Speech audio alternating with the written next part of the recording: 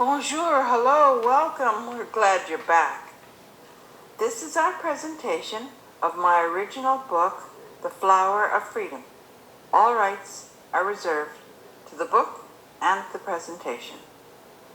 The previous chapters can be found on our website, so you can listen at your convenience. Your seat awaits. Make yourself comfortable. Here we go. The Flower of Freedom, Chapter 9, will begin in a moment. There we go. After the rescue of the chateau, the townspeople moved the hastily dug forest graves to the churchyard so that individuals would be buried in consecrated ground. Father Joseph presided over one of the few buildings that was left standing in town after the Nazis burned the village to the ground in retaliation for the liberation. Fortunately, the church stood at the far side of the village, closest to the next village, which was where the remaining townsfolk had fled for sanctuary. Other townspeople stepped up to house their neighbors, and one woman, whose husband had been hanged in her yard that same night, adopted 8 of the older orphaned boys. When they brought the remains to the churchyard, the priest reburied the couple who had owned the chateau, but no one ever found their daughter, who had been 14 when the invasion began. She was not among the rescued girls who had been repatriated to their own towns across France. She simply seemed to have vanished. Relatives of the owners of the chateau erected a fine monument to the couple. They seemed obsessed with finding the girl. Father Joseph presided over the reburial of 3 young women who had been exhumed. None appeared to be the girl whose parents owned the chateau. There was a girl who was wearing the engraved cross that the village's former mayor identified as their daughter's. She seemed to have died in childbirth because they found an infant's body thrown into the grave with her. Thomas, the man who had led the revolt to rescue the children of the chateau, and his wife pleaded to be allowed to bury their son in the churchyard. They had stripped off his Nazi uniform and put him into Thomas's best clothes. It was far too much for the couple who had lost a daughter and all their hope of giving their children a better life to know that their own son had been propagandized into the Nazi culture. He could not be buried in that uniform. No one noticed when Father Joseph slipped a large priestly cross into the young man's coffin and lingered to say an additional prayer for his soul. Father Joseph had known those children. He had christened each of them just as he later christened their younger brother Jean-Luc. The children's graves were far from the edge of the grouping of almost 50 of Thomas's friends and fellow fighters who had died that night to liberate the chateau. There was no one in the former village who had not lost someone very dear to them. It was a very good thing that Thomas had ordered the infirm, the elderly, the women who did not fight along with all the children to the other town for sanctuary before the fighters set out for the chateau that night.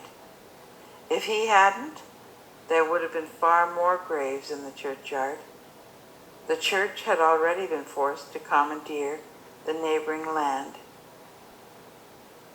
to bury its owner and his friends. No one objected to the seizure of the land because the man had been a bachelor and the need for consecrated ground was so great. Thomas asked one lonely old man whose house had been burned to the ground that night to take up residence in the house on the property, and he spent the rest of his life tending the expanding cemetery ground. No one asked him to do it. He was Odette's father. He hoped someone, somewhere, would tend hers. The young priest insisted on burying several young men in Nazi uniform in the churchyard too, even though that was very unpopular with the townsfolk. Just imagine what they must have done to be murdered by their own people, he pleaded. They must have stood up for our people to reap that fate. The courage, true courage, is when you speak up and take a stand when your own people are in the wrong. It's so easy to just go along. Courage is truly knowing which direction is God's way, even when profit and comfort and acceptance and the authorities are calling you from the other direction. In a personally painful demonstration of those deeply held values, Father Joseph preached. He refused to bury the German priest who frequented the chateau in consecrated ground of his church. When Father Joseph discovered the body at the base of the stairs of the chateau, he recognized the man. Father Joseph called over to the resistance fighters who had survived that night. Tell me what you saw, please. Dennis, I must know the truth of this. Leave out no detail. I absolve you of any and all responsibility in advance. Speak the truth, the good priest pleaded. The man hesitantly told Father Joseph that he had seen the entire event. The Nazi opposition was fierce, he began. The Nazis had been alerted just slightly too early. Desmond had been in full control until he saw the priest in his cassock running down the stairs, sliding across on a chain over his head. Then Dennis explained Desmond appeared to have gained superhuman strength. He threw the Nazi soldiers aside like chaff, and he dashed into the chateau through the open doors. He was so single-minded that he seemed impervious to bullets. He had no fear. When he reached the priest tried to run further down the corridor. Desmond dragged him back to the foot of the stairs. Desmond bellowed that he was no man of God. He told him, "You do not even know who the one true God is.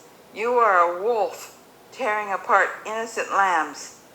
Then he tore the man's cassock and abdomen with one mighty thrust and extraction of his knife. Desmond told him to salute the leader of the pack of wolves in hell and to say hello to Father Benedicto for me. Desmond turned and he left the priest to bleed out on the floor. He seemed to come back to himself, and he remembered that there were others to be rescued. Just then, 3 Nazis got a hold of him, and most of us who were still alive were already in retreat. I was one of the last through the forest gate. I watched him being dragged into the wagon. They also got Odette Samson, Father. I saw them drag her by the hair into a different wagon. Oh, groaned Father Joseph, not our Odette. I heard that they took her on the train directly to Berlin, but no one knows anything more about what happened to her. I later heard that Desmond was taken to Paris by train. We have a member of the resistance who reports from Paris. He saw Desmond go into the SS building, but Desmond never came back out. He also watched Faye Schulman, the photographer, that night, dragged into the building. Our men sent her to Paris by another train. But we kept the photographic film that she took so that we would have evidence and she would have no evidence on her.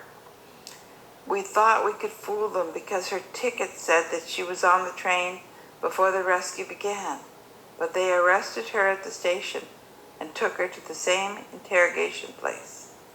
No one ever saw her come out either. Father Joseph told Dennis to take the body that he was kneeling over to Potter's Field, and that he would meet him there. Dennis watched Father Joseph remove the cross from the man's body and wrap him in a blanket. "Tell no one, Dennis. I will not be telling my superiors. Sometimes a thing must be between a man and his God. This is one of those times for me." Dennis did meet the father there about an hour later.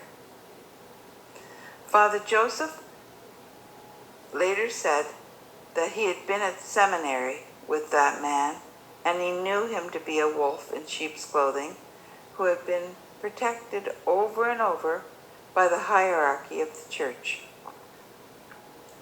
"God has brought me this to force me to take a stand either for the lambs or for the wolves.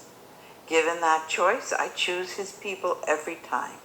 I choose his lambs," he said with conviction in his weary voice. He began to dig a grave himself. Dennis found another shovel and helped him, saying, "No one but us will ever know." And so the German priest, who had been availing himself of the pleasures of the chateau, went to meet his maker one-on-one from an unmarked grave in France. This is the end of chapter 9. I thank you for coming to listen. I hope you'll come back. If you subscribe, YouTube will find you, because we don't know how to find you and show you the way back. Your friend, Deborah Reeves. Bye.